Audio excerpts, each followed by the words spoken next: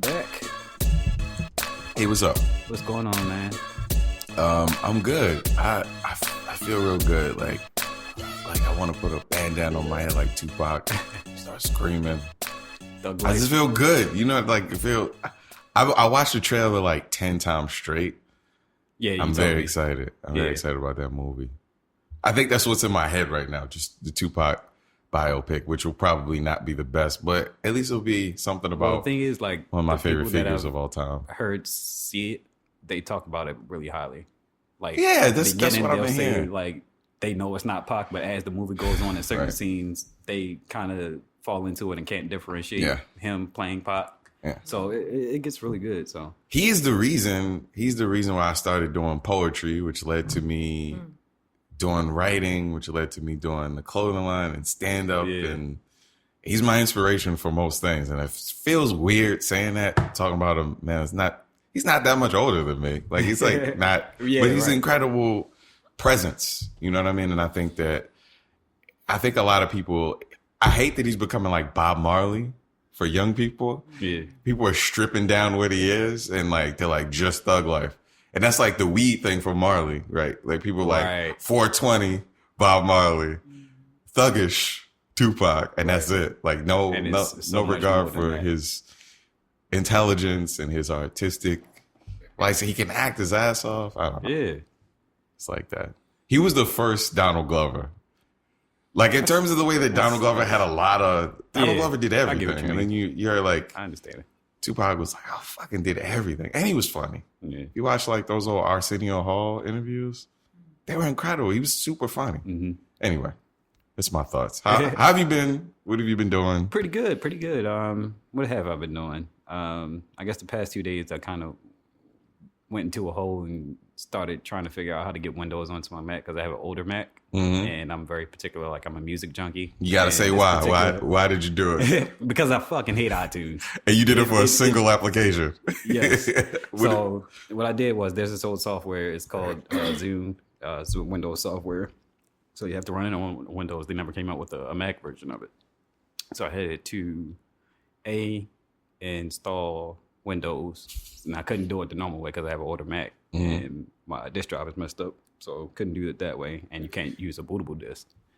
So I had to find another way to run it on there, which is VMware, and then install the application that way. And now the software works great. So you can organize it like A to Z by artist, and then you can also do A to Z by albums. You can do date release by albums. So like anything that came out in 2015, you'll have all those albums in a particular section. That's really cool. And also organizes all the songs, so you can do songs A to Z, or when you click on a particular artist, it'll show that whole library. You can just play that whole library, or if you click on an album under that artist, you'll see the album in its entirety, and you can pick which songs you want to play in order. It's really organized. Cool. I kind of have an OCD about my music. I have to see it a particular way, so that's why I did it. Gotcha. Been working on some other designs. I also do like concept shoes as far as like colorways and stuff like that. So I've been putting some stuff in my portfolio about that. It's the first time we've sat down since you've been in London, actually. Oh, yeah. Like we've hung out, but like, yeah, we haven't talked about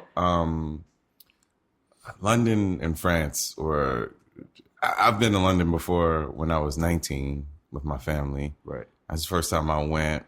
I went with my girlfriend. That was really nice. It was life-changing. And it was really cool because 2 people from Baltimore were in London. Mm-hmm. My friend moved to work in banking in London, and he was there. He'd been there for a year. So when we got there, he like took us around Piccadilly, which is like Soho, and like took us to this falafel place that was incredible. Let me tell you something nuts about that night. So we went to go get falafel, and we go down this alley, right? It's like this purple beam of light coming out of this alley. Right. And these crane shots and shit like that. We're like, what the fuck is happening in this alley? And people are taking pictures, and I see this tall black dude go in and out with this amazing coat. I'm like, what is happening? And he's like, I guess they're like mapping out the shot. He comes in, he comes out.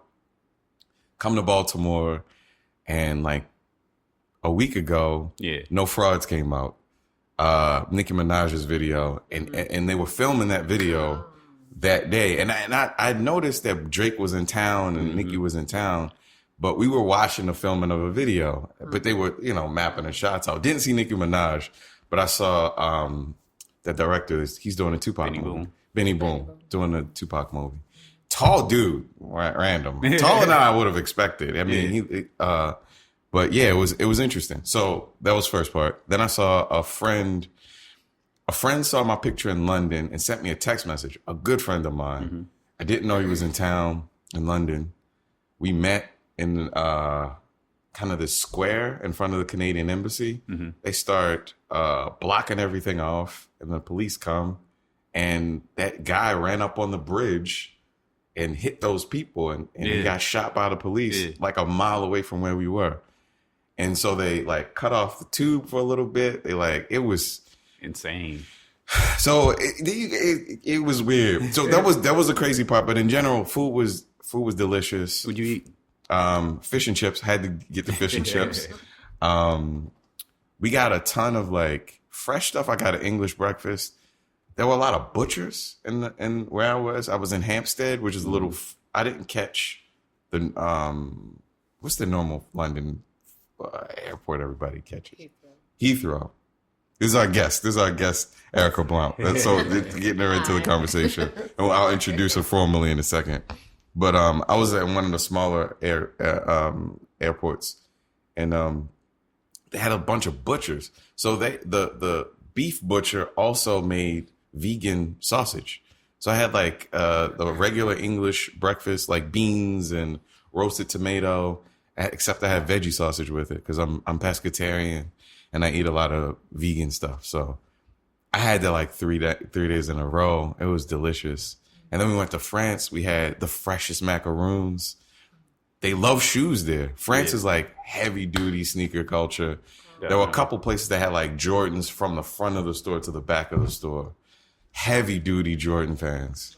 Heavy duty running shoes. And it was the birthday of the Air Max. So they had these amazing displays. I'm obsessed with sneakers, and I think I'm going to get back into it like real soon. Yeah. But overall, okay, beautiful. Met a lot of cool people. Did stand up.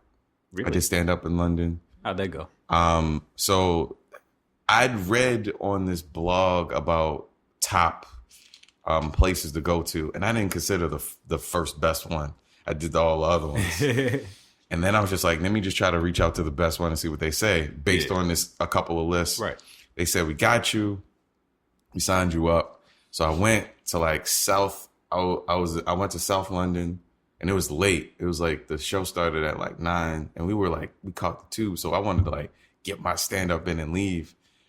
But they had it set up so that there were a list of comics. You go up, and if they liked you, they say, buy them a drink. If enough people say buy them a drink, they buy you a drink. So I was like scared because people went up and they didn't really get a good, I was like, all right. It's like, what can I talk to them about? Everybody hates Trump. Mm-hmm. Not everybody. A lot of people don't like Trump, and people are poor. So I'm going to talk about those things and try to see how they feel out the room. I did, and they really liked me. And then I got off stage, and it was like a little second where they didn't say anything, and then everybody yelled, buy him a drink. And I had a drink owed to me. I didn't stay for the whole time, but it's called, Childrenish. It's called like the Childrenish Arm. It has like a weird name. Okay, last part of the story, sorry. Yeah. Went to Brixton, got out with some black people. I went to the it's called like the British Black Archive in Brixton, where they basically document all black history related to anything British in the area and in surrounding areas. That was incredible. I met this lady that honestly didn't like us up front because she was very like standoffish about Americans. Mm-hmm. She has these interactions where people kind of bougie and shitty and dismissive of British culture. She was she's Jamaican. Then she asked me what I thought about it, And I was like, I thought that it was really cool that Black people in the area had a opportunity to tell their own story.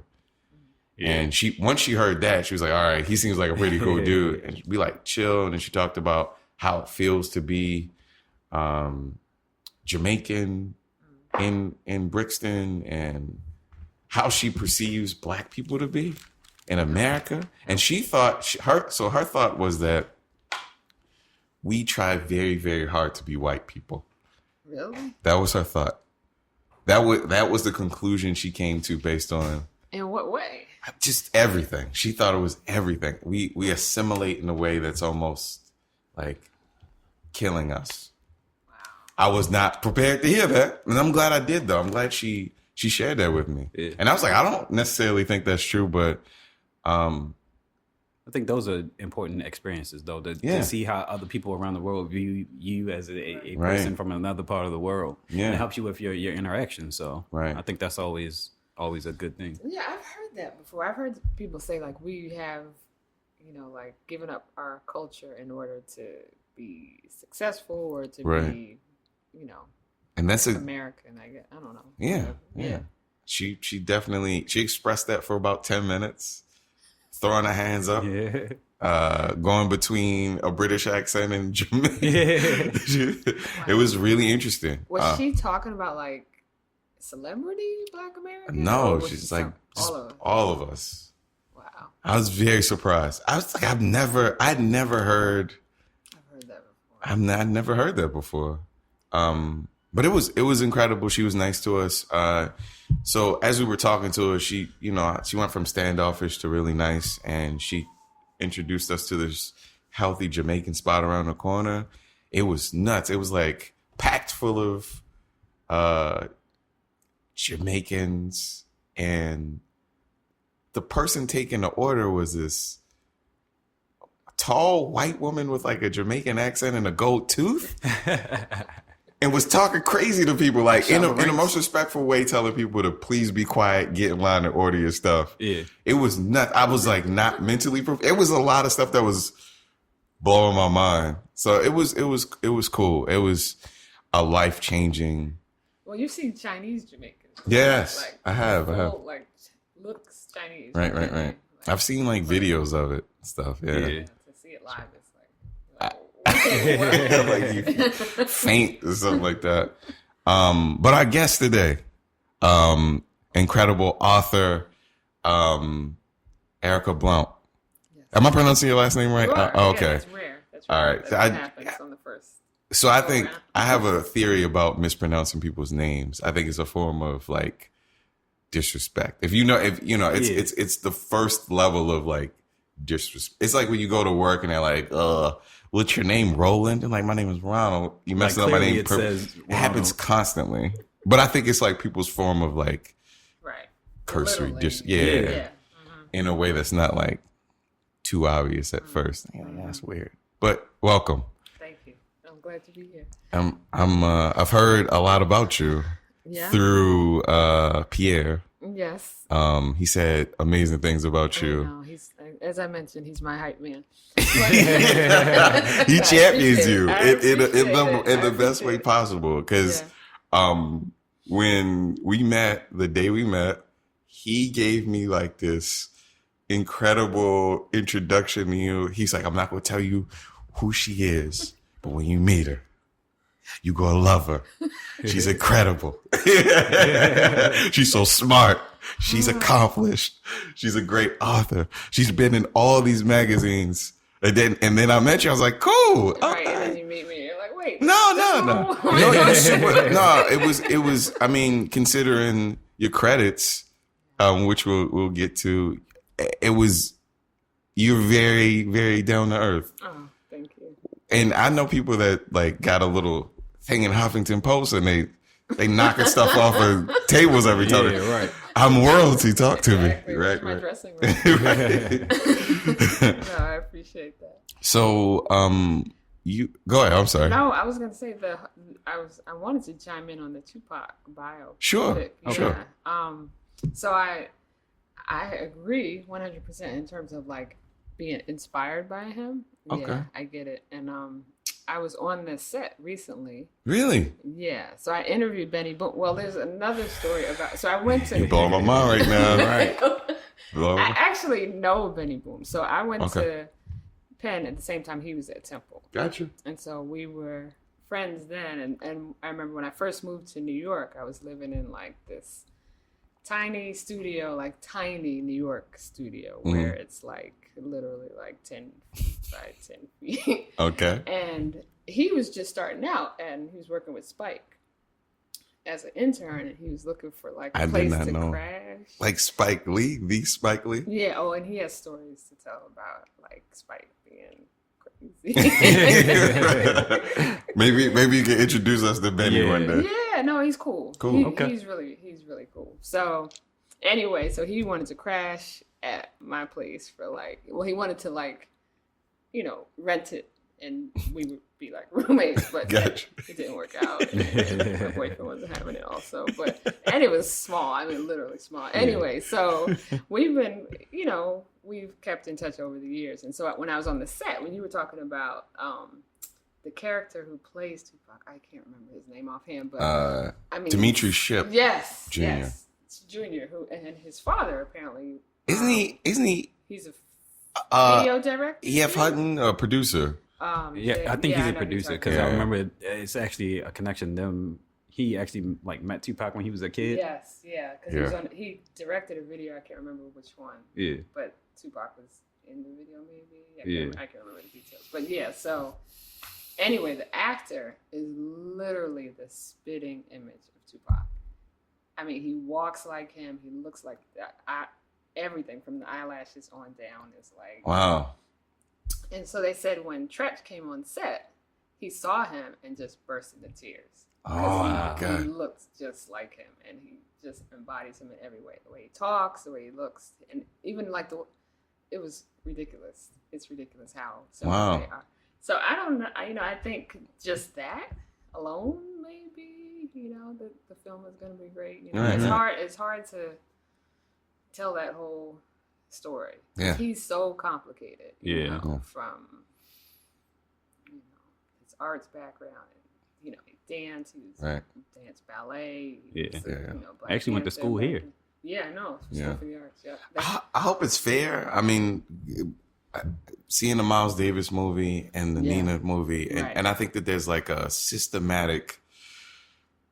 Something's happening. Right. They have these black figures that are incredible, and they destroy them in film form. They only focus on their drug addiction and the terrible parts of their lives, and I think it's unfair. So I'm hoping that this has a little more balance than the last biopics I've seen. So. Yeah. I think it's weird how when we get further away removed from a person's death, how the story changes and how we perceive them in that time that they existed. Yeah. Like Martin Luther King. Right. Everybody praises him and loves him and says he was such this great figure. But when he was alive, he was one of the most hated people in the country. Mm-hmm. He was, a quote unquote race baiter and, driving people, and he was getting arrested. Like, that's not a person that you would normally look up to and say he's one of the greatest people of all time. Right. But now that we're, 30, 40, 50 years getting removed from his passing and his life, the story's changing. And it's only focused on one part, the good things that he's done and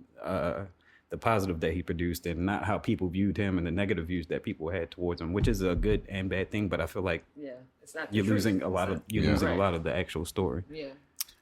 And in some ways, he's kind of used as like a figurehead to keep black people docile in a lot of ways. He's like, be like Martin Luther King. Yeah.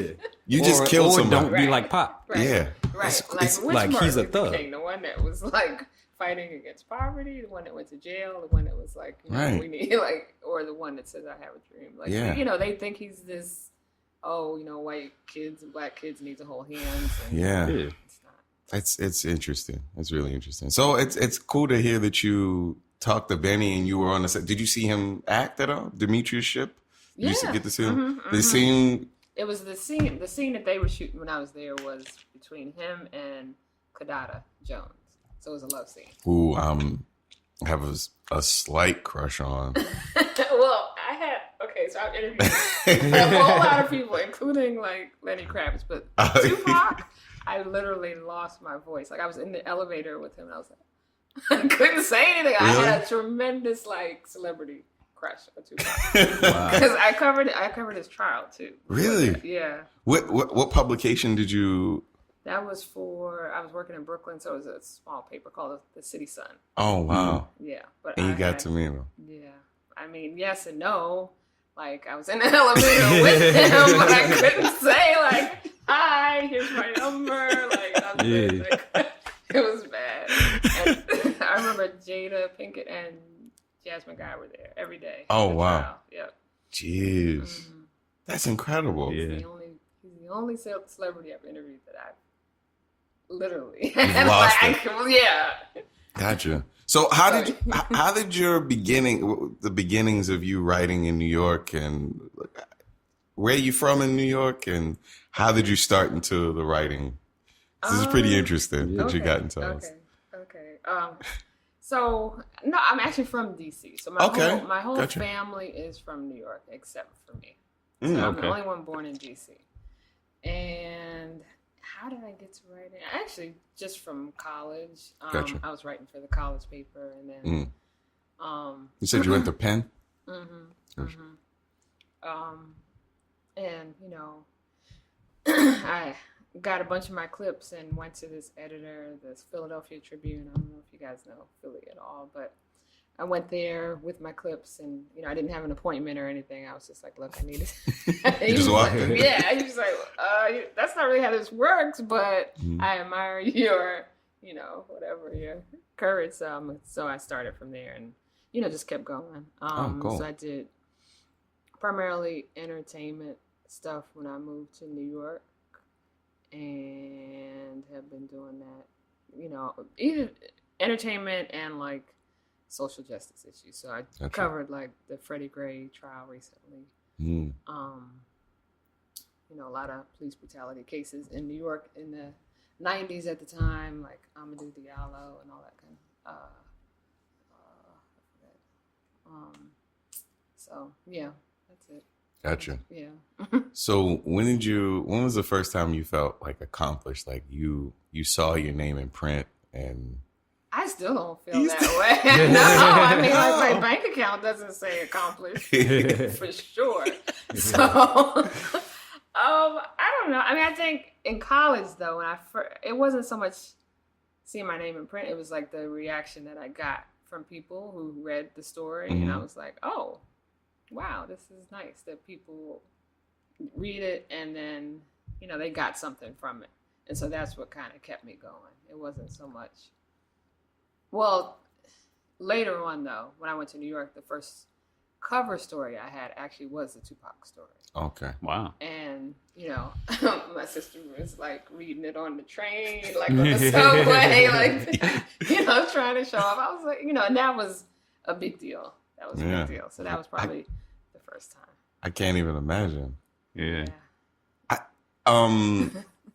So when it comes to writing, how did you find a balance between being fair and telling a story in its entirety? You know what I mean? Like some things are written as slander pieces, and you don't strike me as a person that writes slander pieces. So how do you create the balance of telling the truth and not painting somebody to be a villain in every that's sense? a good question. That's a good question. Because when I taught journalism, I would ask the students. I said, okay, if you had to interview a serial killer, what would be your first question?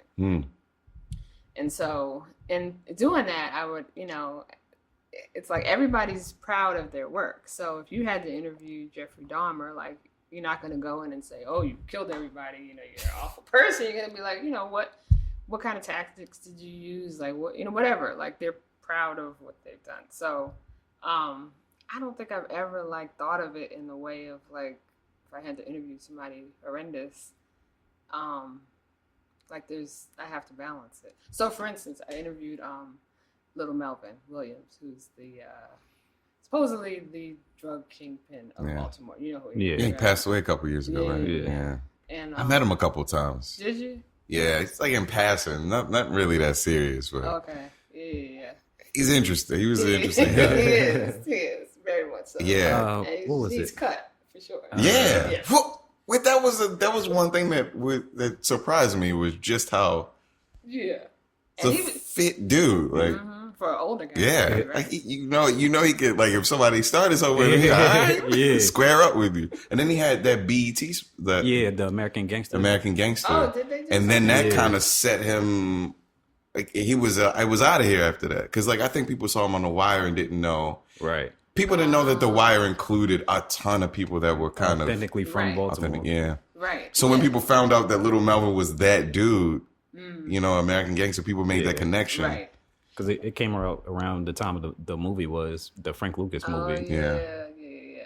So wasn't he supposed to also be based on, is it Stringer's character or Angelo? I've been Or hearing, Angelo?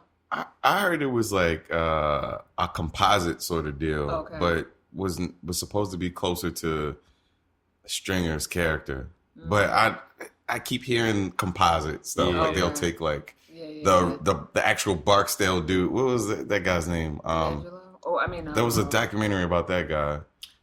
Oh, never saw I know that what you're one. talking Yeah. about. Yeah, Chin Farmer or something. I forgot. Andrew Chin or something. But it was like a these characters are like composites to protect. Right. Because I remember I was in a barbershop in Charles Village, and somebody was like, "This is the real Stringer Bell right here," and you know, you hear things and see people, and you know, they tell You you, grew up in Baltimore. then. yeah.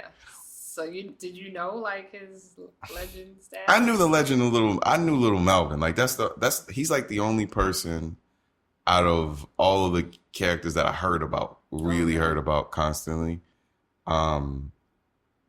It wasn't really Rayful Edmond from DC. in DC and Little Melvin were the two people that I constantly hear. Yep.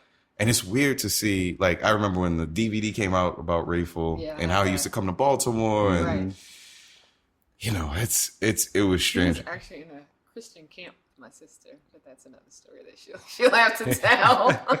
He was in a Christian camp. Wow. And yeah, It's blowing my mind right now. You may have to have her on this. Okay. All right. That's incredible. Wow. Yeah. That is crazy. Yeah, but no, it's talk about being fair. So, you know, I found out that, you know, he'd been married for like 50 years. Both his kids were in college. Like he had sort of this other life, Right. and then he killed a bunch of people. You know, Right. like and he was, you know, a big time heroin dealer. So I had to, and it was funny after I wrote it and he read it. He said that's the fairest article I've ever read. Wow. Me.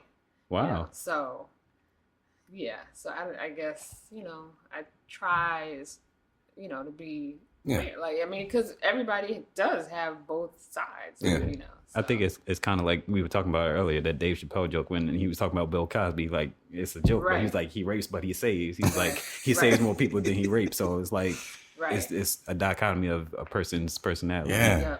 And it's something that should be analyzed more. And I think that, I don't know if it has something to do with it, but I think that some of it has to do with blackness and how, as a person of color in the world, assumptions are made about you. Right. And you know, you write an article and you're like, I don't want these assumptions made. I want to create the whole picture. Right. Yeah. A balance to be created when it comes to that stuff. So that's incredible. To hear him say that must have been pretty interesting. I also was a little bit scared. Oh, I get it. I get it. We met at like some like abandoned warehouse. He was like, I don't want to meet, blah, blah, blah, blah, blah. And we were in some house, abandoned warehouse that ended up being like some kind of flea market. You know, I was like, all right. okay, well. You're right. Jeez. Let everybody know where I am. Let me give what street am I on? God. But, So you were writing articles at college, and you moved to New York after that, and started doing. Did you do anything? You said you did a lot of entertainment. Did you do any like music publications, anything like that? Yeah, I worked at Vibe for Oh. a year and a half. Gotcha. Old vibe. Old Yeah. vibe. The old vibe. The good vibe. Great, when it had great covers and great articles and that was a good music. Good music. Yeah. How did the music affect? I mean, because this was a good time in hip hop. Definitely. So Golden Age, apparently. Right. Yeah. Who knew? Right. Who knew that as we were getting these CDs? I remember I got the Ready to Die CD. I listened to it. I was like, the first albums I ever bought were Totally Crossed Out and Nas illMatic. The first ones that I purchased myself. Those two albums are still incredible to me. illMatic. Right. You can play it all the way through. Yeah. And then I think Wale on his Hot 97, one of those interviews recently, he was talking about like how music was coming out at that time. He was like, in 1 week it was like Nas, the Fugees, and like another like classic album that all came out within 1 week. Right. So it was just, and they were all good. Yeah. Right. And they were all good. Yeah. Right. And you can listen to it. Yeah, it's crazy to think about. So you were writing articles about artists during that time. They were making amazing music. When you were at Vibe, what were you most proud of out of the stuff that you wrote there? Let's see. Well, I did interview Nas early. Oh, how was that? Before, I'm trying to think. Actually, it was right before illMatic came out. So I interviewed him and his father together. Jeez. Wow. Because his father is good friends with my father. My father is a music DJ. He's a DJ. Okay. Wow. So you all should probably connect this whole He just Please, we welcome everyone. Yeah. Wow. But yeah, so and then he blew up. But I had interviewed him and Olu at Olu's apartment, and they just have the two of them. I had been trying to do like a book on the two of them for the longest time. Really? But they have just an incredible story. Olu really is just wild. Like he's got stories for days. Like he's a great storyteller, and you can see how his storytelling has influenced Nas. Two different stories, of course. So like he's from Natchez, Mississippi, and he tells he's a blues musician, so he's telling those stories. And Nas is telling the stories from Queensbridge. But I think that's like illMatic, like it's like a film. It's like a great piece of storytelling. Yeah. So good. Yeah. Wow. And I think Nas is one of the greatest artists, and I don't think he'll ever get as much credit as he deserves for taking so many chances artistically. He was the first one to actually put different producers all on one album. Yeah. Like everybody produced something different on illMatic. He was the first one to do that. Songs backwards, songs about guns, songs from the perspective of a gun. Right. Black Girl Lost. Like he made all of these different types of music, and it was still all cohesive. Like it flowed. It was like one body of work. It didn't feel like a mixtape or something like that, where it was like put together and this is my album. He has a term that people use for destroying somebody. Like he got ethered. Yeah. Like people say that all the time. Like he got ethered. Like that is a term that people use in current day to describe. Which means he won that battle. Ron and I talk about that all the time. He won. And I think he won artistically, but that is Thank you. I was going to ask you what you. Jay-Z versus. Yeah. I think there is a spike in Jay-Z's creativity that is directly related to Kanye West. Blueprint marked the beginning of Jay-Z taking chances with beats, more soulful beats. Right. Watch the Throne is he would never rap over those spaceship beats if it wasn't for Kanye. But if you listen to Nas's career, he's always that's why people went so nuts about the second album, because they're like, it doesn't sound like illMatic. Yeah. But he took chances. He took a lot of crazy chances. He had that song with Dre. I remember when on his second album, when he made that song with Dre, and it was kind of like leading into the Firm stuff. People were like, what? Why is he making songs with Dre? But he was taking chances. He knew that hip hop is a big sound. It has it's all over the place. And that's when like everyone on the East Coast, we weren't really listening to West Coast rap. Like it was people that came out like NWA and Cuban and all that. But like as a whole, we weren't listening to West Coast music over here. Yeah. So he thought that he could bring it together. Yeah, I just think that he took so many chances artistically that he is, to me, greater than him. But, you know, Jay-Z has like those bangers. He has those playlist songs, which is valued way more now than ever before. Yeah. Like if, you know, I could give you a Nas playlist, but people won't feel the same way because it's not like, you can't play it in a party quite as much. That Swiss Beats and Just Blaze battle. Like, which to me is the weirdest battle of all time. And then you got this really quality of beats. Quality music. Right. Yeah. Right. But they didn't stack up to each other just because of how they produced their music. Yeah. It's interesting. Yeah, because I think Nas is an artist. He's a pure artist. He's a pure. Jay-Z's more on the business. Yeah, right. Absolutely. Exactly. There's a formula to stuff. Like he was like, you know, UGK, they're great. Why don't we holler at them? Too Short is there. Let's get there. It's something about very systematic. He's a smart dude. He's a great businessman and has been for a long time. But I remember hearing those Nas albums falling out of my chair with the way that he put things together. Yep. I don't know. Yeah. And maybe it's going to be one of those things where I hate to feel like this, but when he's gone, people are going to be like, "Oh, he did all these incredible albums. Yeah, exactly. He did that show on Netflix. He does all the music for that show. He writes all the rhymes for that. The first season, you can tell. What's the face? He writes all the rhymes. He's the rapper. For the Get Down. The Get Down. Oh, I didn't know that. Yeah, he's the older voice. of the kid, the light skinned kid. Like the introductory and then if you hear him older, he's just Nas's voice. It's just him rapping. Wow. Yeah. Okay. But it's just, he does incredible things. The Mass Appeal, Run the Jewels, Dave East. I just think that like his legacy is nuts, and I think that like people aren't right. Anyway, yeah, no, I agree. I didn't mean to go on this rant, but it's okay. I said that too. Like he's crazy underrated. Like crazy. It's crazy underrated. Yeah. It's crazy. Yeah. So I guess we can bring it back in. Like, where did writing start for you? Like, where did that passion for writing come from? I really loved fiction as a kid. Mm-hmm. So I was just, a voracious reader. Like I read everything I could get my hands on.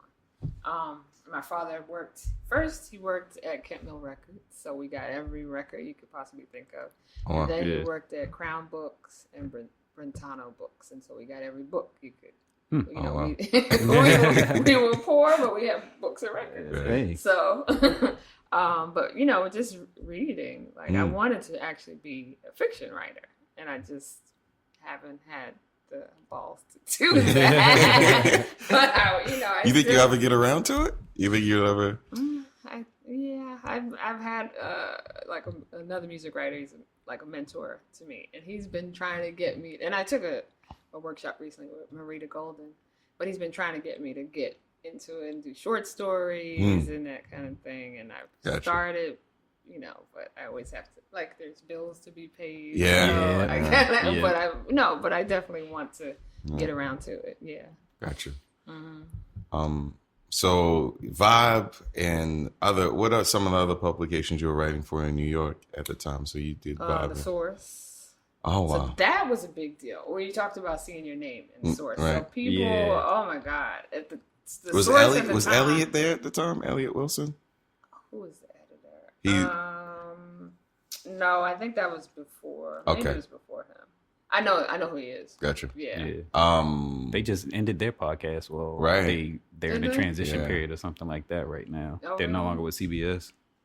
Oh, I didn't know that. Yeah. They just announced it. It's craziness. Wow. But yeah, you said you were writing for The Source.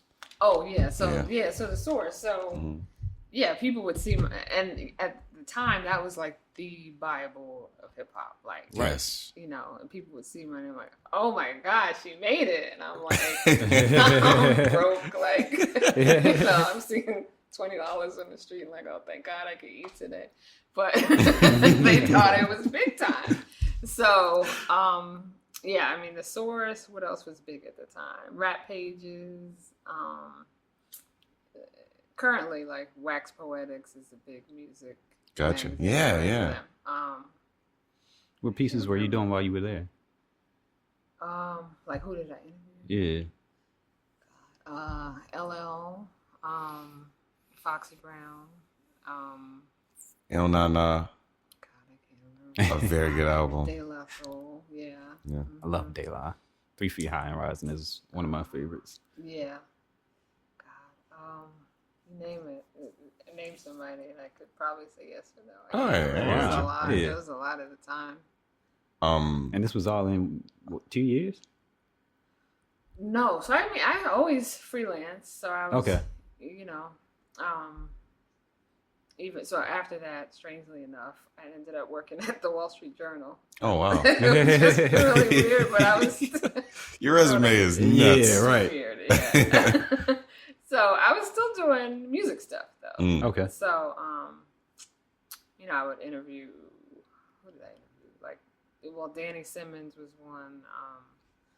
I don't remember all the people, but and then after that, I worked at a daily. So I always, even when I was doing like general news stuff, I was either freelancing, doing Okay. writing music, or on the music beat. Okay. So, Gotcha. yeah. So how long did you stay in New York before you started to move around? So I was in New York until 2002. Gotcha. So got married and had Oh. kids, and we ended up in Bethesda All for right. a year, and then we moved to Baltimore. Gotcha. So I worked at the city paper here. Gotcha. Yeah. When it comes to, tell us how the world of freelance writing works, because I'm not too familiar with it. I know the way that it works for like graphic designers. Yeah. Not too familiar the way that it works with. Is it like a word of mouth thing, or you know you? Well, it doesn't work. No, honestly. No, I mean, it's a hustle. Mm. It's a hustle. Like, you know, I've been in it long enough to know, like, you know, some of the editors, like Elliot Wilson, like, I know who they are. Right. Mm-hmm.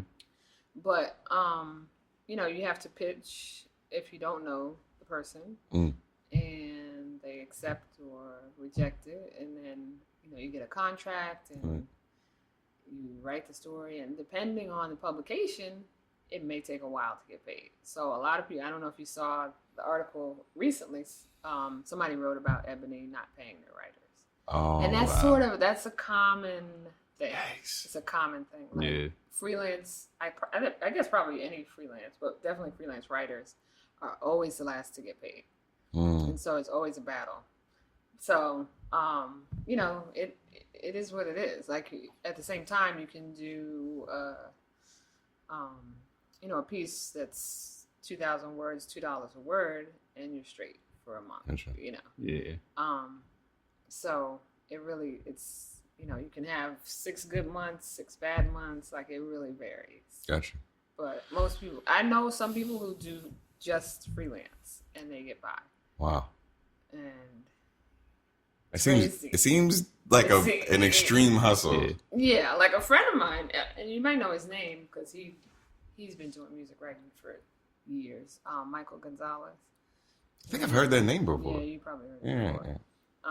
But that's all he does. So Wow. I mean, the way he makes money regularly, he may do like bios for PR people, or do Okay. liner notes, Mhm. or you know, and stuff in addition to his magazine writing. Right. But it's a hustle. I Sounds mean, the like it. big time, like the white writers, like Vanity Fair, like an article in Vanity Fair will be like a $10,000 gig.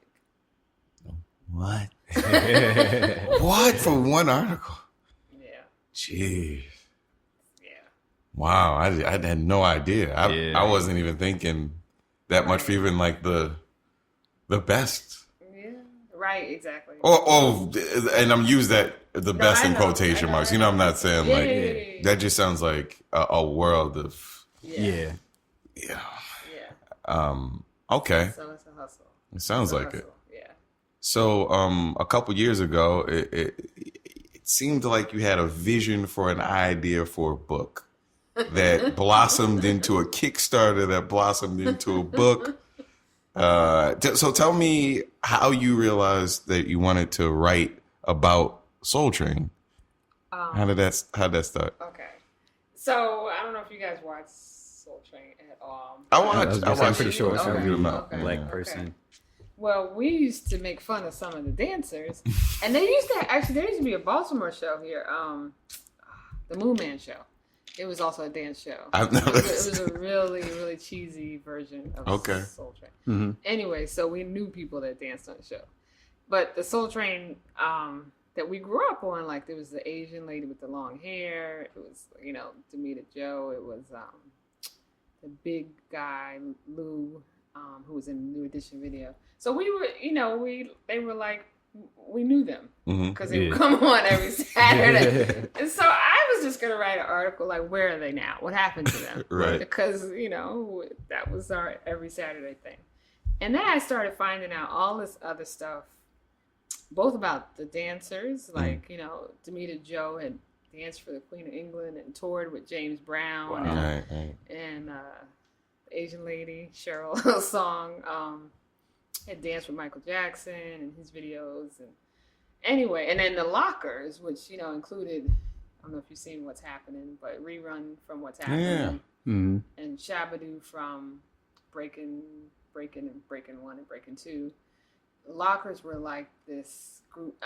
If you've seen What's Happening, you've seen how Rerun dance. Yeah. So, and then Toni Basil, who sang Hey Mickey, You're So Fine. Blah, blah, blah. Yeah. She was like the coordinator for them. So they were on Soul Train. Patrice Rushen was a dancer on Soul Train. Wow. Walter Payton was a dancer on Soul Train. So all this other stuff, and that was just about the dancers. Wasn't Rosie Perez on it? Rosie Perez. Yeah. Vivica Fox. What? Yeah. I didn't know that. I didn't know that. It's incredible. Yeah. So, I mean, that's, like I said, that's just the dancers. So, and then I started to find out, I didn't know that Don owned the show. I didn't know that it was the longest running syndicated show in history.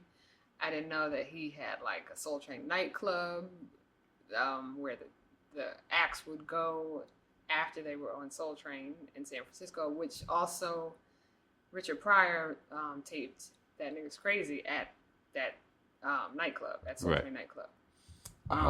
Then Richard Pryor hosted a whole show, and he also gave, there was a Soul Train comedy special. Like there was just so much, and he was going to do a talk show at some point, and he, it was just, he had done so much, and he's again like, Nas, like just, who knew he had done all of this stuff. Right. So, I just pitched it to my agent. She was like, I had interviewed some of them, the Lockers in particular, and written it up. And she was like, yeah, keep going. And his story kept growing and growing. I kept finding out all of this just like amazing history. In terms of TV, in terms of entertainment, in terms of business. Like he ended up, being a multi-billionaire off of this show. Wow. So. Yeah, and now I got a few chapters into the book, and that's what I found really interesting about it. It wasn't just about the history of Soul Train; it was Black history, because it talked about the history of like advertisement, because advertisement kind of branched off that show, and I can't remember Johnson. Afro Sheen and Ocean became Cosmetics. They the were first the Black national sponsor. Yeah. So it was that's the other part. Like he did that. And he was able to do it all on his own because he had Black sponsorship. He owned the show, and he sold his own, advertising. Right. He went to each city and sold it himself. So. Wow. And then that was the other thing, like the whole race relations in the book, like him trying to get the show into the South because nobody would pick it up because they didn't think people would watch Black people on TV. Dance. Yeah. Being amazing. They didn't want to watch Black people being amazing. No. Not at all. That's interesting to think about. And all of the acts that we love in the history of Black music were all on there. So it's not like, Right. And, authors and comedians and actresses. And he even in Chicago, the Chicago version is where it really started. He had, like Jesse Jackson. He gave Jesse Jackson a platform for, Rainbow Push.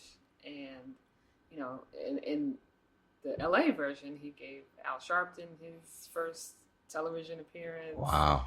Like, it was also, he was able to fuse entertainment with politics and, whatever was going on at the time, really. So, and it was, subtle, but he was able to do that because he owned it. Yeah. So. Didn't you have like one of the last interviews with him? Yeah. So there's a story there too. Okay. Yeah, I'm very curious. So, so they had named a street sign after him in Chicago because that's where the show started. And so I went down there and met him and talked to him there. And we were, I told him about the book, and I met his son, and we were scheduled to have an interview to start the process of doing interviews for the book. And so I can't remember how long afterwards, but he committed suicide. Yeah. Not long after that meeting. And so that changed everything. It was like, that's my story number, Right. The number one source. Exactly. And so, it took me having to interview everybody who knew him and his family, blah, blah, blah, blah, blah. But, gotcha. That was, he had been a very private person. So a lot of that just went with him. And that's an issue, I think, that we have because we don't want people to steal and rightfully so, that we don't really tell our own stories. Yeah, absolutely.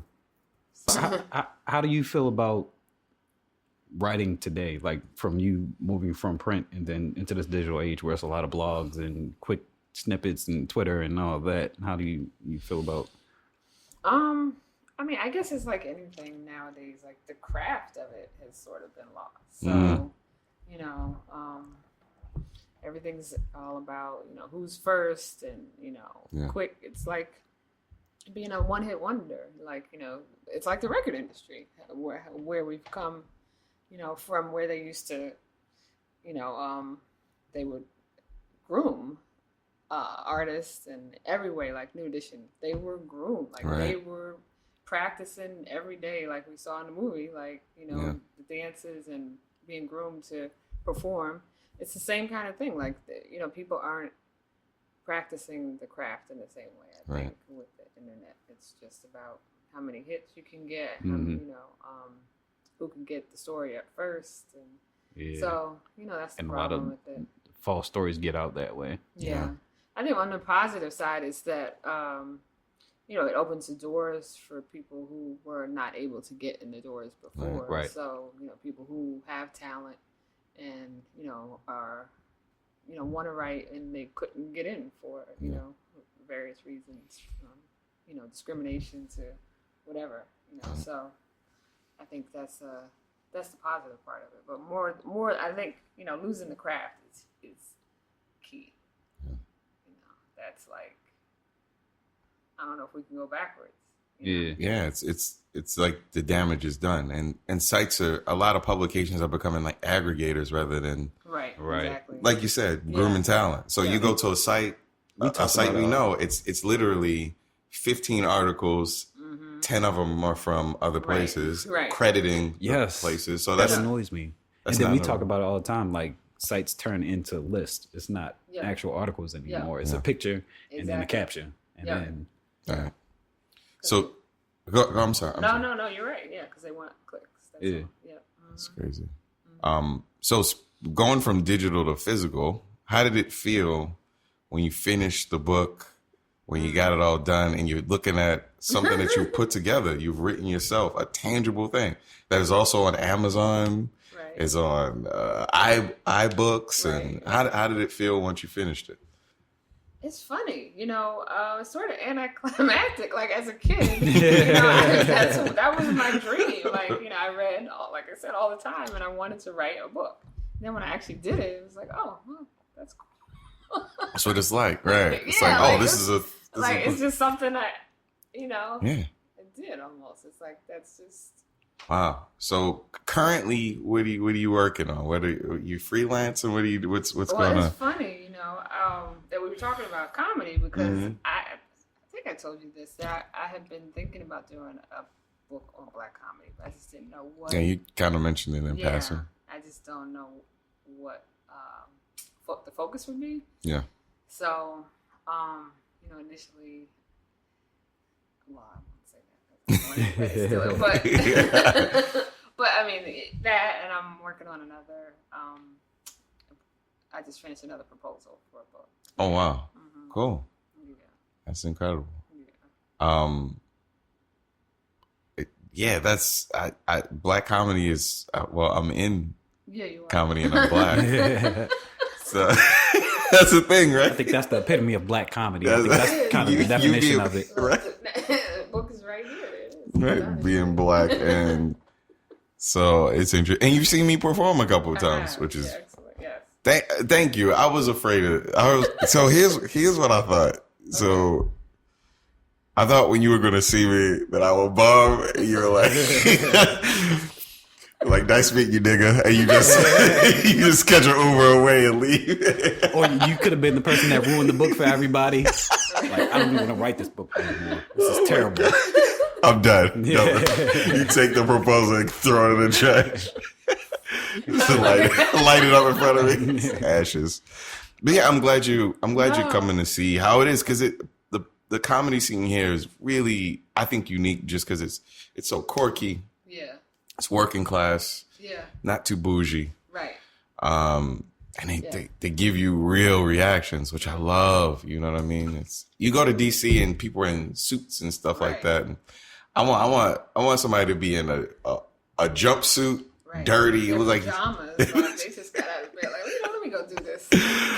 We'll have somebody that's a drug addict do a set. Like you never know. Somebody come out. I do some joke. And they kill it. It kill it. Right. Yeah. No. I've been telling everybody since I went to that, like, how much I enjoyed it. Oh, yeah. Yeah. I mean, I really did. Yeah. I was so surprised. Like I said, I have been watching all of these specials. And, I was feeling some kind of way about some of them. Yeah. Like Louis C.K. and whatever. And you didn't like that one? I liked it. I always liked Louis C.K. But just it wasn't on the level like that and this may sound crazy, but that when I went to the show, like I was like, this is it. Like, this is what I've been missing. Yeah. There's an element that's not captured on film quite as much. Like, I guess the only one I could really, it's not quite as crazy energy-wise, but Gerard Carmichael's specials have this, like, back and forth with the audience. Yeah, that feels very real. And that's something that you almost never see in special form. Right. And you know what was funny to me? The second one I went to, where was that? Sidebar, yeah. Was the people that bombed.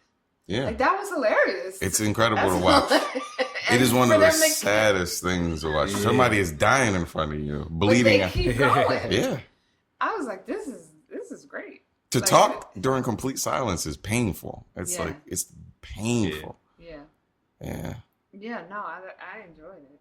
And it's for the audience, it's equally funny to see somebody bomb. For them to do. So. Yeah.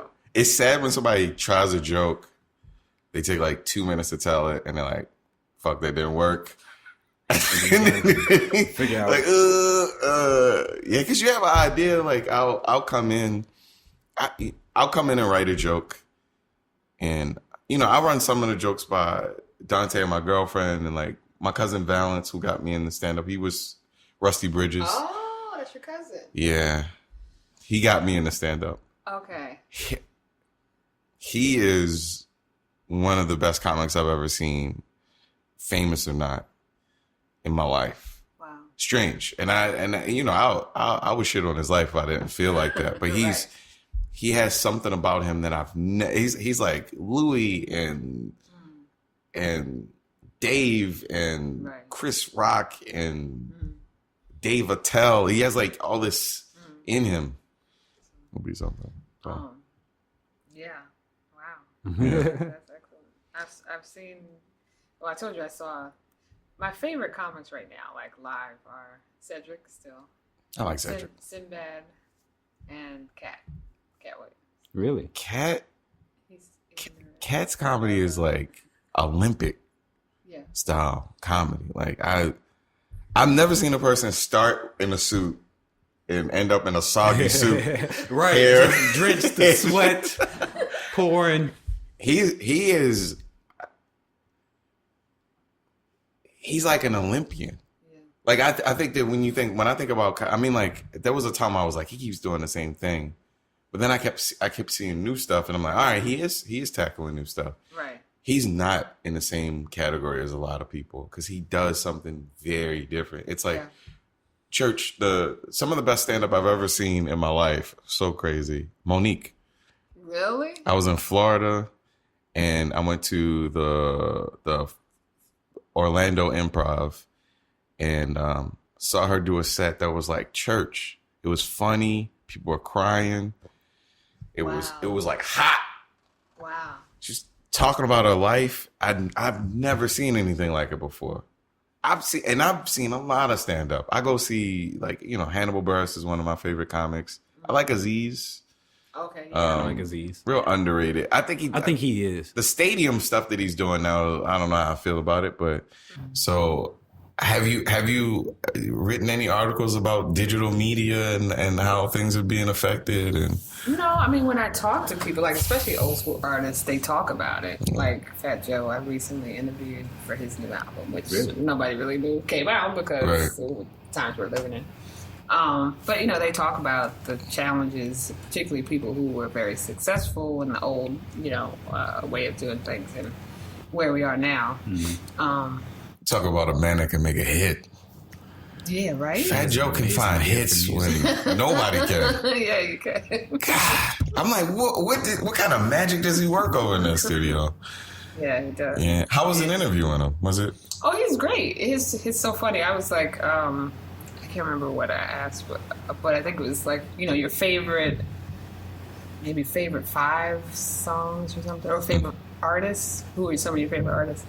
And I was surprised. He was like Luther Vandross. Oh, wow. Anita Baker, like Roberta Flack. Like, I was like, oh, okay. Yeah. That's dope. He said Luther was his number 1. Oh, wow. Yeah, Luther's... Yeah, you can't go wrong with Luther. Yeah. It's consistent. Yeah, exactly. Consistent. Yeah. But that's cool. No, but he's really... I don't know. Did you see the Unsung they did on him? No. Oh, it's great.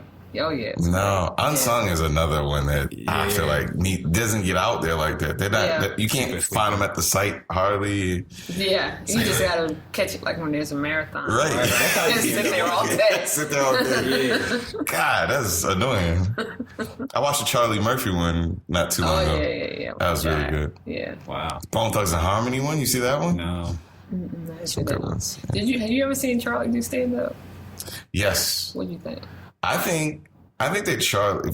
So there's a generation of people that are taking whatever fame they had and turning it into a stand-up career. Like I think the most recent person I can think of is that lady Tammy from Basketball Wives. And she said she got an hour of stand-up tucked away for people. Yeah. I'm like, that takes a long time to develop that. They came to Is her she funny? that, though. I've never watched Basketball. I don't think she's funny at all. It's not like actually her. It's like Bonnet Girl, whatever she calls the character. It's that type of stand-up. Okay. Like she's telling a joke within a character.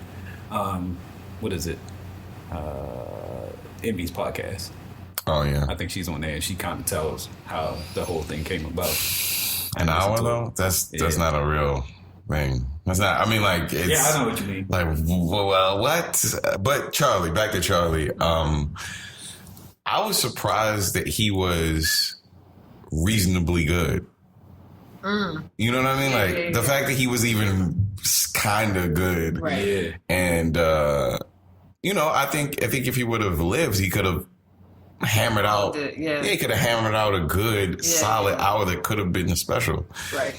But what I was hearing was, kind of the style of stand up that I like, where it's a little bit of storytelling and back and forth with the crowd. And I like that. I think that's, like I said, not shown quite as much. But he's all right. He was all right. Yeah. The Unsung was good. I think that's what people kind of overlook. Like, he kind of just started doing that after his Chappelle show. So it wasn't like he's been crafted to do this. Like, it's not like he'd been doing it for 30 years straight. Right. Like exactly. he started pretty late. Yeah. And considering he was really good. Mm-hmm. I think the Unsung was good because it showed. I mean, he talked about how early on he was bombing, like he wasn't, and he finally got his groove later on. Yeah, he was like touring with all of them, right? It was like Cedric and right. Yeah, I went to that latest one. Cedric. You did? Yeah, Cedric. Who's the guy on the radio? Steve Harvey? No, was it? Steve Harvey. DL. Oh, DL Hewley. George Lopez, and Charlie. And he did well. You did well? Yeah. Okay. But I saw him a long time ago in Baltimore at maybe the Lyric, maybe. Okay. And it was terrible. It was terrible? Yeah, him and Mike Epps were bad. Bad. But the latest one I saw, he was good. So I think, like in the Unsung, they talk about his journey, like how he got to it. Right. So you're right. If he had more time, he could get a really good hour in. Mm-hmm. It's sad that he passed. Yeah. Maybe it'll get Eddie out of his hole. I don't think so either. I don't think he's ever going to do stand up ever again. Which is sad. It's sad. I don't know what happened to Eddie. Yeah, he's such a cat. Did you see when he won that comedy award? When he did that set, it was like a 5-minute set. He had some jokes about Bill Cosby. Vaguely, yeah. It was good. It was good. And he might have gotten some help, but he was good. It was good. I was like, man, I miss. I wonder how the new Chris Rock stuff's gonna be. Yeah. That's what I'm. Yeah, that's on Netflix, right? The new stuff's coming out on Netflix supposedly. I don't know. How are people gonna adjust to what's happened? Like something's. Yeah. Right. Yeah, it's a lot. He has a particular way of how he does. He does. His brother's funny. Really? Tony and Jordan. I've been on shows with Jordan. Jordan Rock. He comes to Baltimore every once in a while. Oh, I never saw him. Yeah, he's like 26. Okay. Really young. Like internet jokes. It's real funny though. Real funny. Get out of here. He's funny. Where at the comedy? So you gotta get in contact with Ivan Martin. He emailed me. Yeah. Okay. Yeah. He knows him. He calls him all the time. So he convinces him to come down and get on the show every once in a while. So Ivan has a lot of connections. Yeah, from what I can tell, we've been emailing back and forth. He's a good dude. He's doing a comedy festival. I think we're gonna wind up interviewing him pretty soon. The Baltimore Comedy Festival. Yes, that's what he sent me. Yeah. And that's in the fall, right? Yeah. So hopefully that becomes a thing because I feel like there's no. That's awesome. Yeah. I was telling him that might be a great foundation to tell this story from interviewing you guys, right, and going to these venues, and then having that'll be the timely part of it, like the comedy festival. Yeah. So okay. You can also, this is where you can see. Yeah. I have an incredible idea. I'm going to talk to you about it. Okay, all right. I have an idea that I've been thinking about forever, and I think I'm going to try to make it happen. Really? Okay. Yeah. Okay. And I think you'd be a good person to bounce some ideas off of. Okay. Yeah. Okay. I think one of the things I wanted to ask about some of the sports stuff that you done. Wow. Okay. Mm-hmm. Did you have any favorites from or memorable moments from that stuff? Because I saw like Dominic Wilkins. I'm a big fan of him. Yeah, Dominic is cool. Didn't Dominic used to play on Orlando for a little bit? No, LA. LA? Yeah, like randomly. Like you always think of him as a Hawk. He played for the Clippers for a little bit. Yeah, I like Dominic. Get out of here. Bernard Hopkins. Oh, wow, B-Hop. Yeah, he's great to talk to. Like he'll talk to you for hours. But he's got, just stories for days. Like he's got fantastic stories. And I like his whole mentality about the boxing as an industry. Mm-hmm. And how he sort of, became independent really in the same way, Chance or whatever. Like he made his own way in the boxing industry. Floyd was an asshole. Doesn't surprise me. Oh my God, he's awful. Who else? God, I can't remember. No, those are the three I can think of offhand. Who else is on that list? John Thompson was cool. Really? Yeah. I want to meet him and talk to him one day. Yeah. Just that whole Georgetown, Syracuse. Oh man. Mm-hmm. Have you seen Requiem of the Big East? No. It's a good 30 for 30. You should check it out. 30 for 30s, man. Yeah. They get me. Yeah. They get me. They get me every time. You know, they're doing one on, so you grew up here, so Dunbar. Yeah, okay, so when I used to work at Under Armour. Oh, did you? Yeah, I used to do IT there. Oh. And they had just done the replica jerseys. Yeah. Mm-hmm. They showed them to they look nuts. They look really nice. Get out of here. So they were getting the jerseys together for the documentary. Oh. I was not I didn't know the context of it at the time. The only reason I knew about it because I saw it on Facebook, like somebody I know is either a part of it or was like one of the players or something like that, and they were like posting pictures from them doing interviews and stuff like that. Yeah. I don't even know if I can find it, but I saw it. Right. Yeah, That's cool. So that's this fall. So that's actually my ex-husband wrote a book on the boys. It's called The Boys of Dunbar. Oh wow. So it's based. I think the 30 for 30 is also. Get out of here. Mm-hmm. wow. You can have him on too. Yeah. Definitely. Yeah, I was gonna say we can schedule people. Yeah. That's really neat. Yeah. Wow. Yeah. So I know he's a part of it, and it's a different story than his book, but he's also a part of it. It's part of the process. Yeah. Good to know. Yeah. I feel like you've given us so many gems. This is nuts. I feel like we should do a part 2 down the line. This is so much. Okay. Oh, and then one more thing. The political stuff. So I saw Fidel Castro was on that list. I did. Yep. You interviewed him? I did. What was that like? Well, let's see. So, I was following the Black Farmers Association to Cuba because they had been discriminated against here, and so they were selling their produce to Cuba. Wow. Yeah, which makes sense. Didn't know that. Yeah, and in fact, the Kansas farmers have been doing it for years. Mm-hmm. So produce was the one thing that the embargo did not, affect. Right. So we went there to Black farmers, and on the 4th day, they were like, "So the president wants to talk to you guys." I was like, "President or what, PTA? Like what? I don't."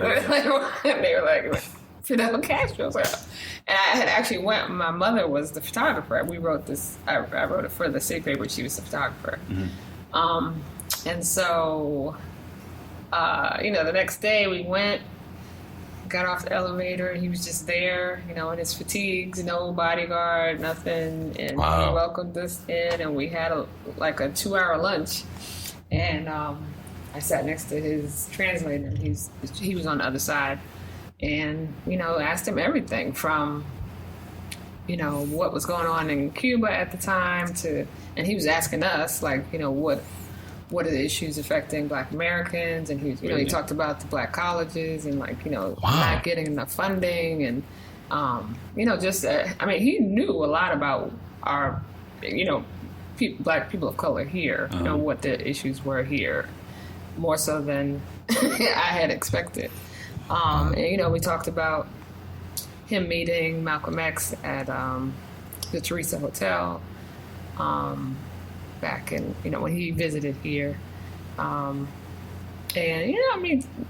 generally, it was, just him talking and him and the Black farmers talking more so than, a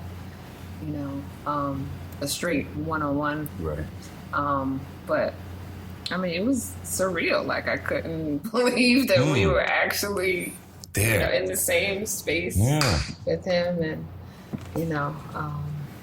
wow. I wish we had a much longer period of time to get everything. But so is the Black Farmers of Baltimore? So National Black Farmers. National Black Farmers. Yeah. Oh, wow. So they have been discriminated against by the USDA, and their numbers are low as a result. And a lot of them are directly related, to slavery. So they, they were able to get land or purchase land, or after sharecropping, were able to. Yeah. And so, the fact that they're still being discriminated against, Wow. and and their numbers are so low, considering that that's what we did. Like, we tilled the land when we got here. Right. So anyway, no, it was amazing. It was amazing to be in Cuba, at that time. This is like 2003. In fact, when we were there, that was the day that the Iraq War started. So, I had just had my youngest daughter. We were trying to bring her with me because I was nursing at the time. It was crazy. So balance of life and work life. Yes. Wow. Yeah. So my sister, it was a mess. But my youngest was 3 months. My oldest was 2 at the time. Gotcha. We got pictures with him afterwards, and it was something. Would you say he was a fairly nice person? It was, yeah. I hear that a lot. I hear that a lot. Yeah, he's making jokes and everything, like very personable. Yes, charming. It makes you wonder about who somebody really is versus what they want us to believe someone is. Exactly. The perception. Yeah. You can villainize anybody. Mm-hmm. It's really easy. Yeah. Exactly. I think that goes back to what you said before about the art of writing, making sure you tell a fair story about what a person is. Exactly. Yep. Yeah, and being able to actually go places versus what you read about or reading different sources. So if you're going to read about whatever country is, a villain right now for the U.S., then make sure that you're reading it from their perspective too. Right. So, that's interesting. Yeah. So I think it's important, especially now. Exactly. Especially now. Exactly. But it's so hard to figure out now. It is. It's bad when Facebook has a tutorial on how not to read fake news. It's like, what? Yeah. What? Yeah. That's why I love that comedian, Minaj. Yeah. Oh my God. He just laid it out. He did. I'm glad. I mean, people should keep doing it. Yeah. People should keep doing it. Yeah. On the fake news part, I think that's going back to schools not being able to keep up with how quickly technology is moving. Yep. Because when I was in school, I was taught, primary, secondary sources, how to compare information, put things together, see what matches, what doesn't, construct your own narrative of what you think about what it is. And I think that's getting lost because things are coming out so rapidly, and there's no construct of people being able to differentiate between what is what, and being able to be taught about what is what. Right. Because I think the schools are still formatted in that old textbook format, but kids aren't using that now. Exactly. That's not how they learn. Well, that's not how they get their information. Right. Because the focus is all on being first. Yeah. There's no discerning, even in terms of one or two sources, like which is, who's telling the truth and what you pull from those sources and that kind of thing. Yeah. Like you don't have the time to do it. Right. Because, TMZ is on it. They're first. Yeah. And then your editor at CNN is like, how are you going to let TMZ beat you? And you're like, well, I don't know. I want to write an actual story. And they're like, nope, we need the ratings. Right. Yeah. So, You ever see the show Newsroom on HBO? That's one of my favorite shows ever. It was a lot of that. You're watching anything that's related to my actual life. Oh yeah. Well, that was kind of what the issue was, the integrity of information. Mm-hmm. And there were a lot of things that happened, and you'd see how they handled how they were going to put out the information. Related to that, I was in London when the guy ran on the bridge and knocked the people over and killed them, and then he got shot, right? Yeah. So I was there. What I read was that there was a shooter going around. Right, that's what I heard. I was like, that's not what's happening. And that is a thing. Wow. Why is that going on? Why is that going out like it's real news? Right. You know, like figure out what's happening and then put the news. Exactly. It wasn't even like it's believed. It was like there is a shooter. Yeah, right. Wow. Yeah, I don't know. It's strange stuff. Yeah. No, that's it. Because there's so many outlets now, so they're competing, and everybody has to be first. Yeah. And you know, and you're also competing with people like on Twitter or you know, civilian reporting. And so you know, it's a problem with TMZ. It's putting out accurate information over everybody. Listen, they got the Michael Jackson died first. Yes. Yeah. That is nuts to me. And it's going to keep happening. Yeah. Because they have something to prove. Yeah. The quality of the information matters to them. Yeah. Even if it's trash. Even if it's like... Right. We saw Chris Brown slap somebody. You like... Joe Budden say like low quality. High, low quality stuff. Yeah, it is.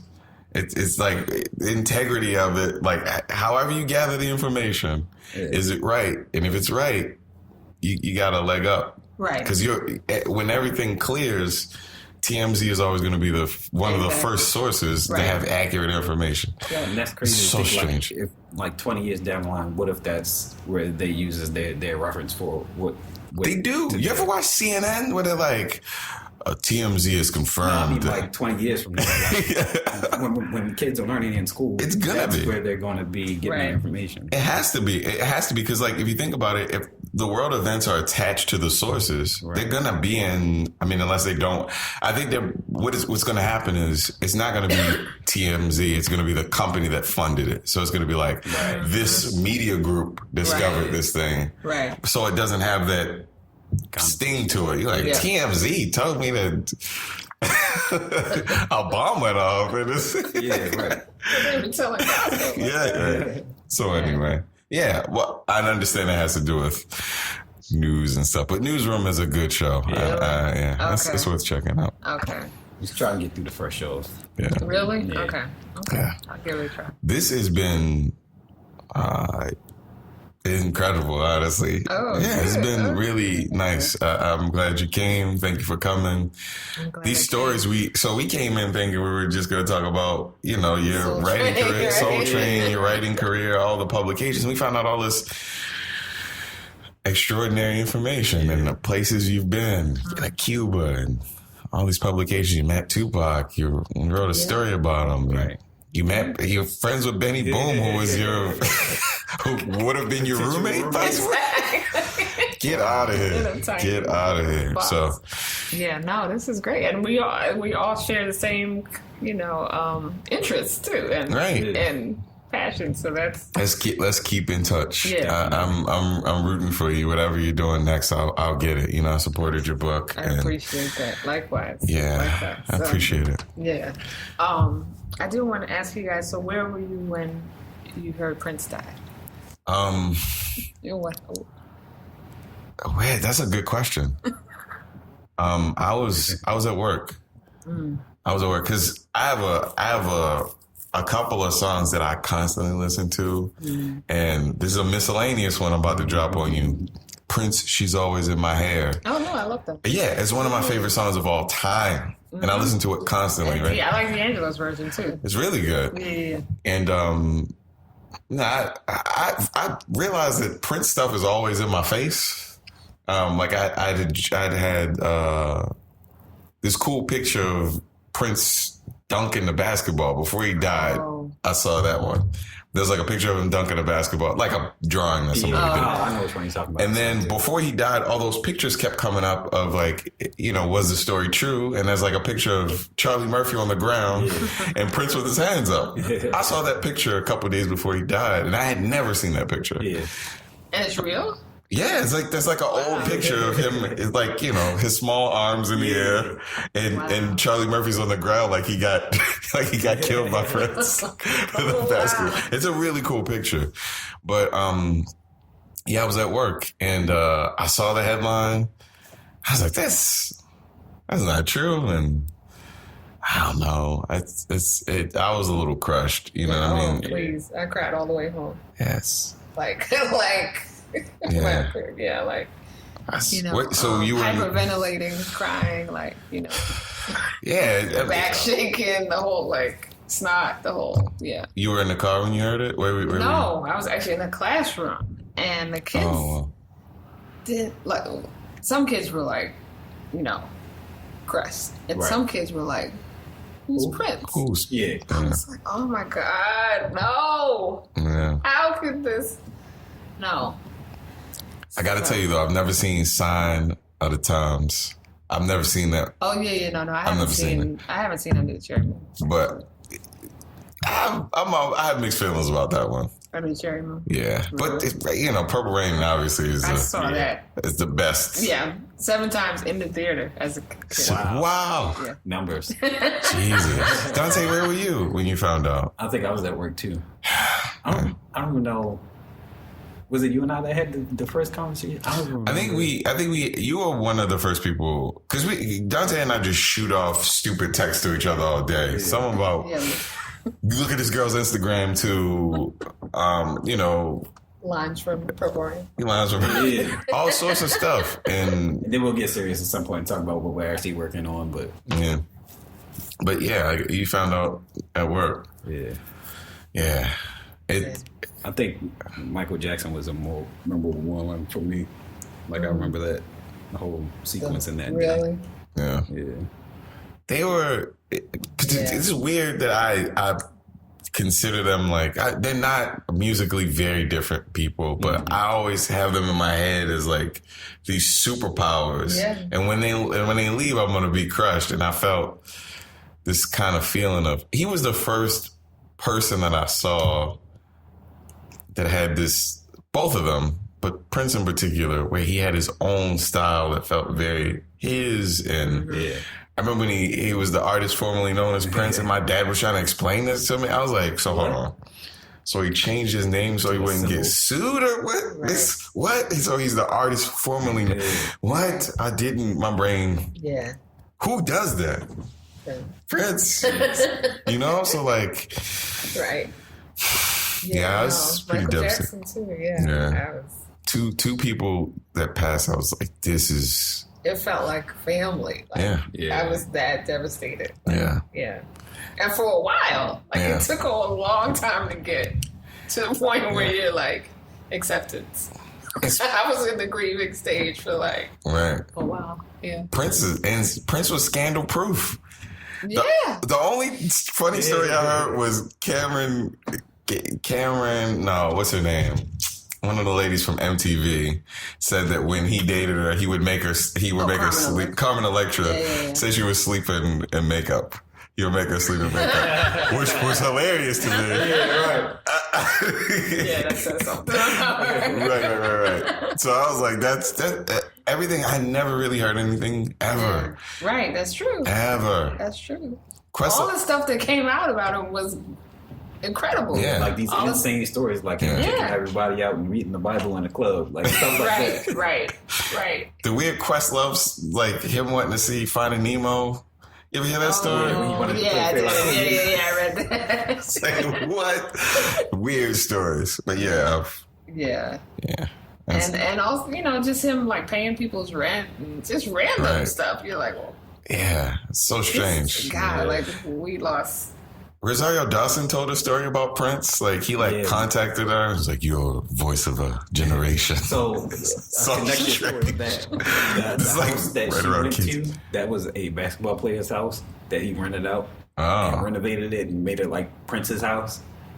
And I gotta find a story and send it to you. Okay. And like they come back home and like, what is all this stuff? Because he left everything there. Gotcha. Like, he left like the fountain and everything that he put in. Like I think he took like the motorcycle and all the other stuff that he brought in, but. Yeah. And then when he appeared on New Girl, he popped up on an episode of that show New Girl out of the blue. And this was like a year or two ago. Yeah, I was he performed. I was like, what? Yeah. He was like magic. He's like a unicorn. He's magic. I don't even know. Like he contacted them and was like, I love this show. Can you put me on an episode? And they wrote an episode for him. Like just that point alone, like you know what level you have to be on to be able to contact somebody like I want to be on your show, make me an episode now, and they are going to do it. Very interesting. Like if I tried that, they'd be like, "Who are you?" Right. Yeah. Right. Crazy. But thank, that was a good question. Thank you. I appreciate it. You need your own podcast. Yeah, I was gonna say, we actually don't get questions that often. That was dope. It felt sad, but it felt therapeutic talking to you about it. Yeah, no, something reminded me of it that made me ask that. Gotcha. Yeah, I don't know what. But cool. So where can people look you up? Okay. I guess on my website, which I need to update, but it's just ErickaBlount.com. So ErickaBlount. I like that spelling of Ericka. I appreciate that. Thank you. That's the only thing I do. Because I'm on Facebook and I'm on Twitter. Mm-hmm. Oh, you know what's good? The Love, Peace, and Soul Facebook page. I pretty much update that. Gotcha. Yeah. Everything else, I'm sporadic. Oh, cool. Yeah. I bet you still hear stuff all the time about that book. Like I imagine that people are like, it's the gift that keeps on giving. You rediscover it. You know, you're looking around. You want, keep finding it. So I know you said that it was a little anticlimactic that when you published it, but it's. But after, I guess doing the marketing. So like going to book signings, doing that kind of stuff.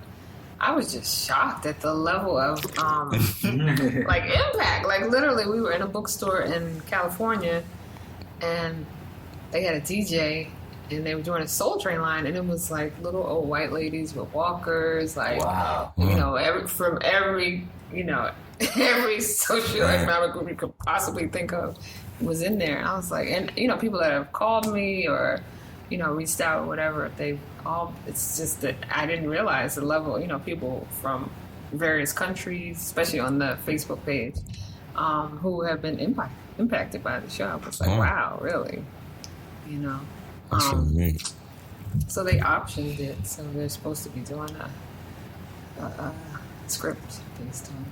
Wow. So we shall see. What? What? That's incredible.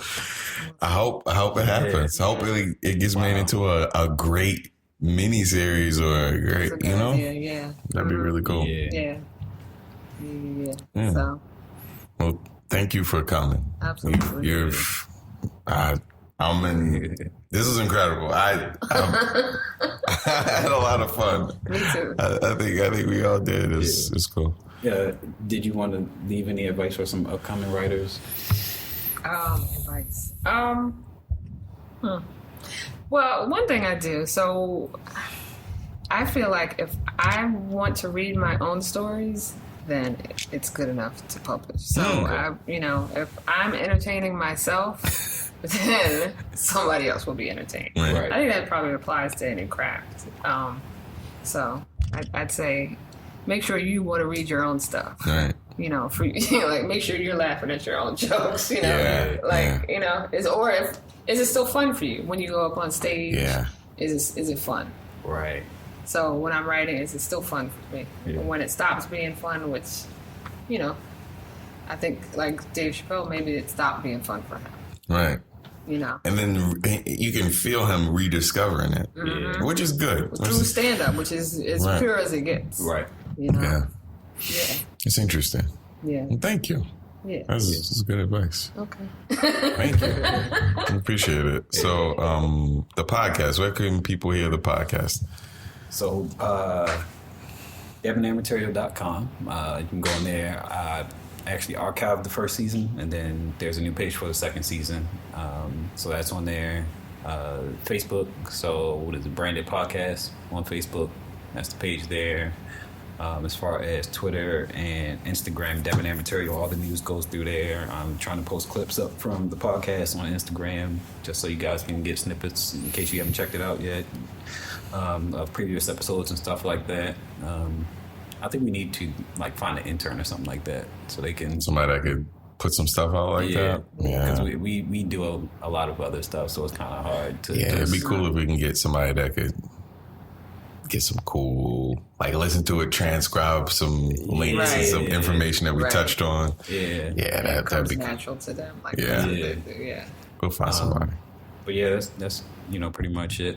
We do have the Baltimore County Public Library event, July 13th, I believe was the date. They asked us to come out and pretty much talk about how we started the podcast and talk about our individual successes and stuff like that. So we're still trying to figure out exactly what we're going to do for it, but that's coming up. I believe it's the Woodline Public Library. So if you guys want to come out and check that out, you can do that. What about you, Ron?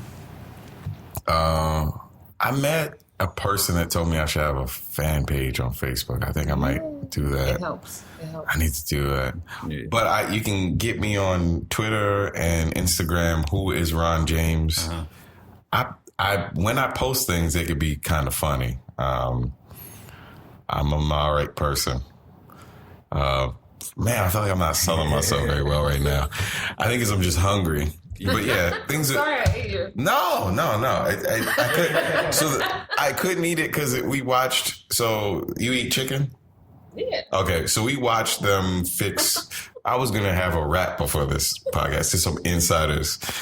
And they took my fish and they dipped it in the same grease that they did the chicken. And they did the same thing with the shrimp. And normally they'll separate them. Yeah, they're supposed to. They're supposed to. Yeah. Nah. So I was like... And they also cook the fries in there as well. Wow. And people get very defensive when you ask them how they cook things. So I wanted to find out beforehand, but, they get real weird about it. So I was just like, I don't even want to start off. And then the service was funny. It was... Oh, really? People are Instagramming things. And candles to the people that are actually running. Yeah. It was weird. Oh, wow. I love us. But we, the customer service. And our paperwork. We don't do well. That's because some of us can't read. They just look at symbols. I think that's a thread. Yeah, but we seriously, paperwork, customer service, these are all things that we all could work on, including myself, honestly, because I could hardly read. So. It was a joke about myself. I read hieroglyphics well. Like you take me to a cave, I read the shit out some hieroglyphics. You give me words. I just found out how to pronounce theater. I thought it was teacher. It's like, look at this teacher over here. I skipped H. But anyway, thank you so much for listening. Thank you so much for coming on. Yes. It's been incredible, Ericka. We want to have you back, definitely. All right. I feel like there's more stories to be told. You got some things that you're doing, so I think it'll be fun. Cool. Okay. Yeah, I think that's about it. Yeah. All right. Cool. All right. Well, thank you guys. All right. Yeah. Sorry it's so long, too. Nah, it's fine. That's great. That's fine. I feel bad. We're probably going to keep it the way it is. Oh, really? Yeah. Okay. We usually do that. Definitely. Oh, get out. Okay. Yeah. Unedited. But come listen to the podcast when you get a chance. So you'll post it on that? Yeah. I'll send everything to him and he can. Okay. Yeah. Okay. Give it to you. Cool. All right. Yeah. So